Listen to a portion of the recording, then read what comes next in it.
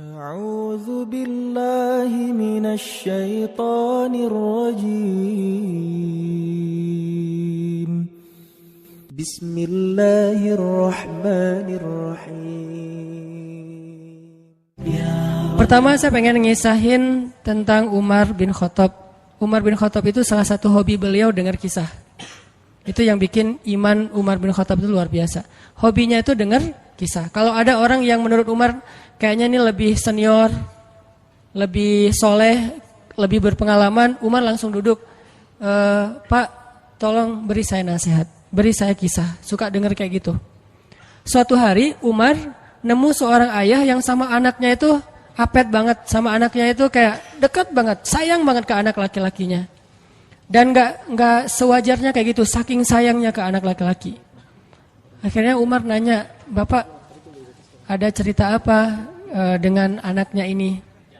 Si bapak ini cerita, ya Amirul Mukminin, saya tuh pernah dulu ketika istri saya sedang hamil, saya dapat panggilan berjihad. Kan di zaman sahabat dulu ada wamil ya, wajib militer. Jadi semua laki-laki harus ikut membela negara. Saya dapat panggilan berjihad. Sedangkan istri saya sedang hamil tua, saya galau. Antara berangkat atau absen nungguin istri ngelahirin. Saya tanya ke istri saya, kata istri saya, Mas kan udah sering ikut jihad. Sekali-kali ini coba minta izin kepada komandan, kepada panglima supaya menunggui istrinya yang mau ngelahirin. Istrinya gak rela suaminya berangkat. Tapi suaminya berat hati pengen membela agama Allah, membela negara. Setelah istikharah, tanya sana sini, akhirnya suaminya memutuskan saya harus berangkat. Urusan kamu saya serahkan kepada Allah Subhanahu wa taala. Akhirnya dia pun berangkat. Sebelum berangkat dia doa. Dia pegang perut istrinya, dia usap-usap sambil dia katakan, ya Allah, saya titipkan bayi saya ini kepada Engkau. Engkaulah sebaik-baik yang menjaga. Berangkat nih. Berangkat beberapa hari kemudian dengar kabar istrinya meninggal dunia. Dia langsung minta izin, diizinkan pulang lagi ke Madinah. Sampai di Madinah dia lihat rumahnya kosong, dia cari kuburan istrinya. Pas dia pergi ke kuburan istrinya, dia melihat kuburan itu ngeluarin asap. Kayak ada yang dibakar di dalam kuburan teh, ngeluarin asap. Terus Umar nanya ke tetangga, apakah istri saya berzina ketika saya tinggalkan? Kata tetangga, enggak, dia perempuan yang menjaga diri. Apakah istri saya berhutang yang belum dibayar? Kata tetangga, tidak, kalaupun ada sudah kami ikhlaskan. Apakah istri saya melakukan dosa ketika saya tinggalkan, mungkin menggibah atau dukun segala macam? Kata tetangga, tidak, dia perempuan yang solihah. Terus apa masalahnya? Kenapa dia kayak dibakar di dalam kuburnya, keluarin asap dari kubur itu? Penasaran, akhirnya kuburannya digali sama masyarakat. Pas digali ditemukan istrinya sedang duduk di dalam kuburan sambil memangku bayinya, menggendong bayinya. Bayinya masih hidup, istrinya sudah wafat. Padahal tadi peninggalnya belum ngelahirin. Jadi ngelahirinnya di dalam kuburan. Dia duduk gini. Dan kalau di zaman sekarang pasti udah pada lari ya.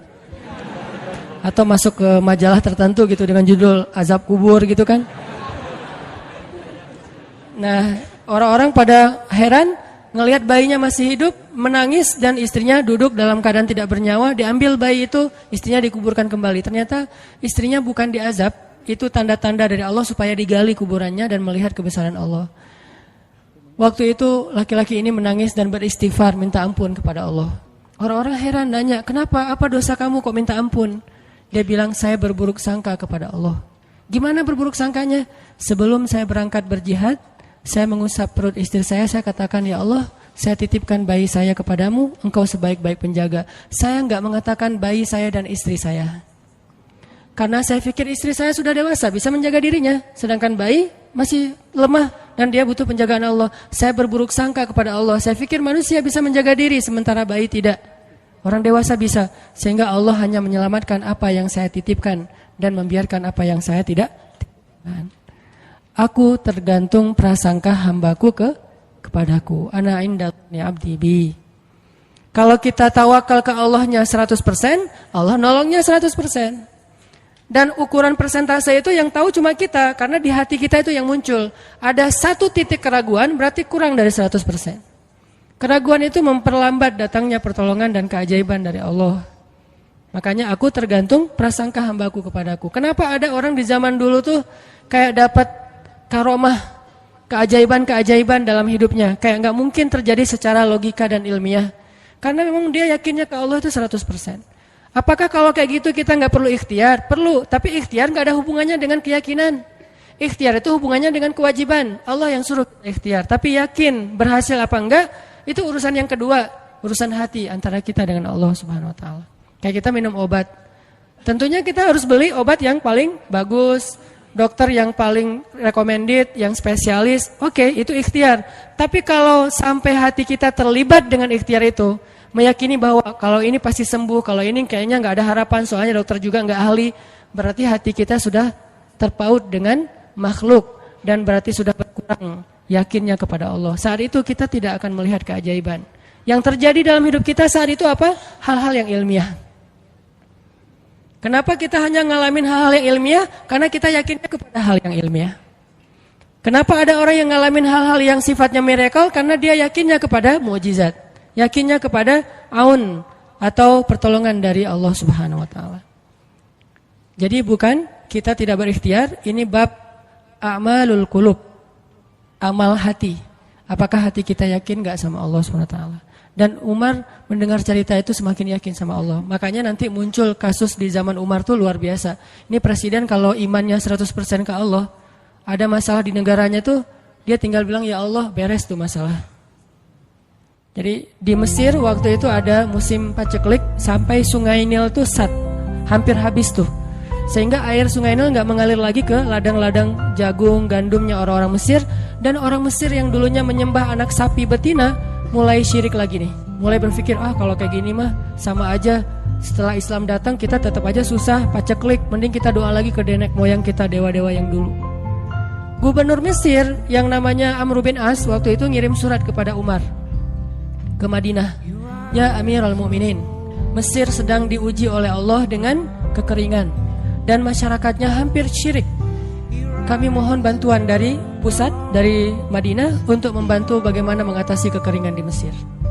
Begitu surat itu sampai ke Umar bin Khattab, Umar menulis balik surat dalam bentuk doa. Bismillahirrahmanirrahim. Ya Allah, turunkanlah hujan untuk masyarakat rakyat Mesir. Dikirim ini surat ke Mesir. Waktu itu ibu kotanya masih Alexandria, belum Kairo. Dikirim ke Alexandria. Malam itu diambil sama Amr bin As. Pas dibaca oleh Amr bin As, Bismillahirrahmanirrahim. Ya Allah, berikan rakyat Mesir hujan yang mencukupi untuk mereka. Saat itu juga hujan turun. Sampai sungai Nil meluap dan menggenangi ladang-ladang jagung dan gandumnya orang-orang Mesir. Dan mereka bertakbir semuanya. Cuman ngirim surat doang dari Amirul Mukminin. Kan enak ya. Coba kalau kita hidup di zaman Umar, ya Amirul Mukminin, saya belum dapat jodoh. Ya Allah, beri dia jodoh. Beres. Cepet banget loh. Ya Amirul Mukminin, dia nolak saya, ya Allah terimalah. Terima. Yang kemarin nolak, hari ini kenapa ya saya jadi serak sama dia? Gara-gara doa Amirul Mukminin. Ini artinya teman-teman, keajaiban dari yakin kepada Allah itu luar biasa dari kisah bapak tadi itu. Kalau kita berbaik sangka kepada Allah. Kenapa nggak ikhtiar? Mungkin sudah ikhtiar, bikin pengairan segala macam tapi belum berhasil. Yang kurang cuma satu, doa. Doa mungkin udah banyak tapi belum diijabah karena doa-doa mereka tidak seajaib doanya Umar bin Khattab. Belum lagi Umar berdiri di atas mimbar. Ini mungkin terkenal nih, kejadian dalam perang Qadisiyah kalau nggak salah. Umar lagi khutbah Jumat di Madinah. Kaum muslimin lagi berperang di Irak melawan pasukan Persia, perang Qadisiyah namanya. Irak Madinah itu kan kalau naik pesawat sekitar 2,5 jam, 3 jam, jauh tuh. Jakarta Medan lah, jauh. Nah, Umar lagi khutbah di atas mimbar, sholat Jumat. Tiba-tiba tema khutbahnya tuh ganti gitu. Lagi ngomong tiba-tiba beralih tema. Wahai kaum muslimin, naiklah ke atas bukit itu, baliklah kalian mundur-mundur gitu. Jadi Umar tiba-tiba kayak ngomongin sesuatu yang gak nyambung. Orang-orang heran, ini Umar kenapa? Oh ya udah biarin, namanya juga Umar gitu kan. Dia punya, mungkin dia ngelihat setan atau apa, setan kan takut sama Umar. Diem. Udah selesai sholat Jumat, pada datang, ya Amirul Mukminin, tadi apa yang terjadi? Kenapa Amirul Mukminin ngomong sesuatu yang gak nyambung? Kita juga gak ngerti. Kata Amirul Mukminin, saya ngelihat Allah menampakkan kepada saya pasukan Islam di Qadisiyah yang terdesak, hampir habis dibantai sama musuh. Tapi saya ditunjukkan ke sebuah bukit yang mungkin mudah-mudahan itu jadi benteng untuk mereka berlindung. Saya suruh mereka naik. Orang kan nggak langsung percaya kan? Bener gitu terjadi kayak gitu. Kalau Rasul ngomong, mungkin aku naik ke langit, Isra Mi'raj, oke lah, itu aja masih ada yang mendustakan. Ini Umar yang ngomong, bukan Nabi yang dapat wahyu. Orang nggak langsung percaya. Selang beberapa minggu kemudian, pasukan Qadisiyah pulang. Jadi utusan mereka pulang bawa berita tentang kemenangan perang dalam perang Qadisiyah. Dia cerita, suatu hari di hari Jumat, kami sedang berperang.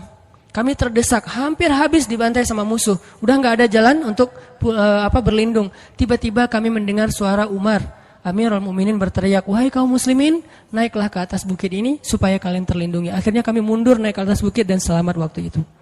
Berarti benar-benar terjadi. Kok bisa? Ya, qadarullah. Ini keajaiban iman mereka. Apakah kita bisa mendapatkan pengalaman-pengalaman kayak gini? Bisa, kalau keimanan kita dengan level yang sama. Kalau nggak selevel yang sama pun, minimal kita nusaddid. Kalau kita tidak bisa sama persis, minimal kita berusaha untuk nuqarib. Berusaha untuk pengalaman kita nanti, walaupun nggak sama persis, mirip-mirip dengan pengalaman mereka. Lagi-lagi bukan berarti tidak berikhtiar.